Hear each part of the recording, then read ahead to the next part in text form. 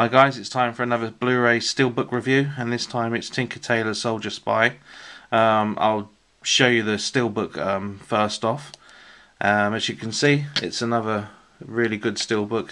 It's got a nice image on the front. It has a cardboard cover which has all the age ratings and the information, and thankfully you can remove that to show what is a fairly clear Steelbook. It still has the title on and all the actors listed at the bottom, but apart from that, it's got some great imagery. There's a picture of Gary Oldman on the front as George Smiley, the main protagonist of the film, and it has like coding, little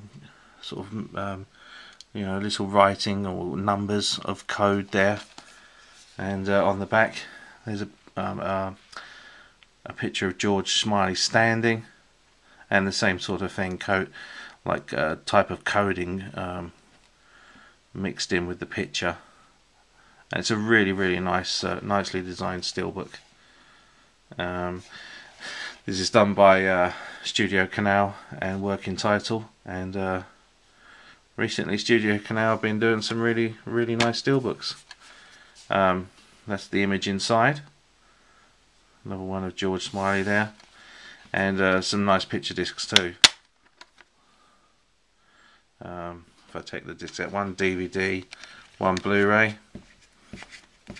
and it's just basically coding on that side, but really nice design. One of the better Steelbooks I've seen in quite a while. Yeah, I really can't fault that one. I've got really nothing to moan about the way the Steelbook's been designed on this one.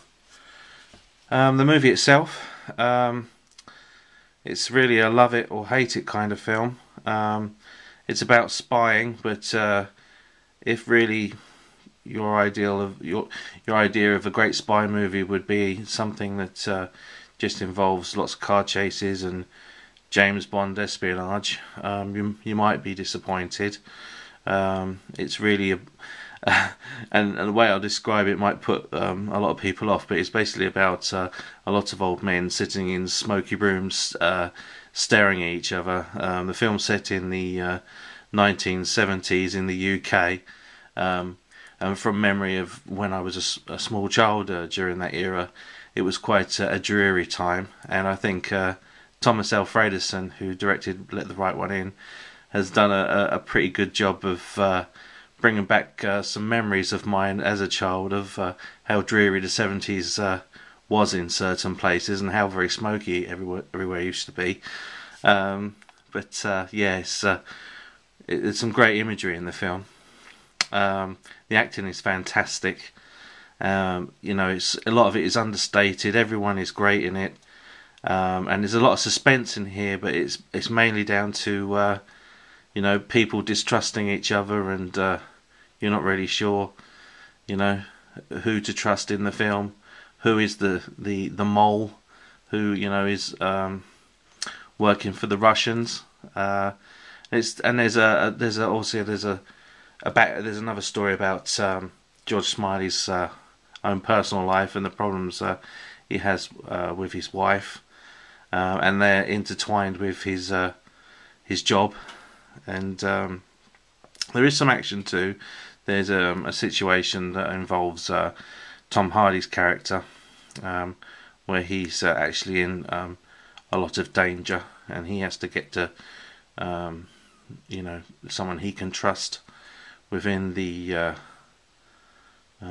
special service that George Smiley works for. And there's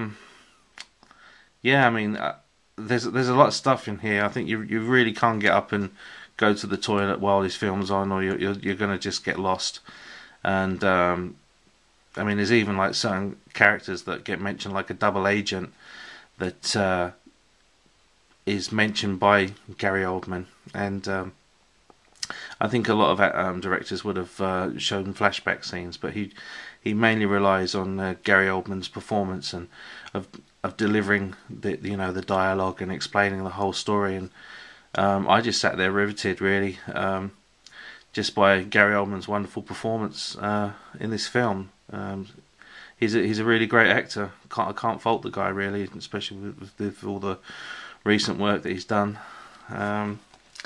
The extras on here, there's a few, but there's only really a couple worth getting excited about. There's one by the writer of the book. There's a fairly good extra with him on there, with an interview. And there's a commentary with Gary Oldman and the director of the movie, which is quite enjoyable. But the rest of the stuff, I think, which is mainly on the other disc, is just a bunch of promotional stuff that you really would only want to watch before you'd seen the film. It's just kind of stuff that is, trying to get people interested in actually going to see this film at the cinema. But yeah, I highly recommend this film, and give it a go. See if you like it. Rent it, I would say. If you haven't seen it, I wouldn't say go out and buy it straight away. I would definitely recommend you to rent it and test the waters before you actually take the plunge and buy this film. I'll catch you later, guys.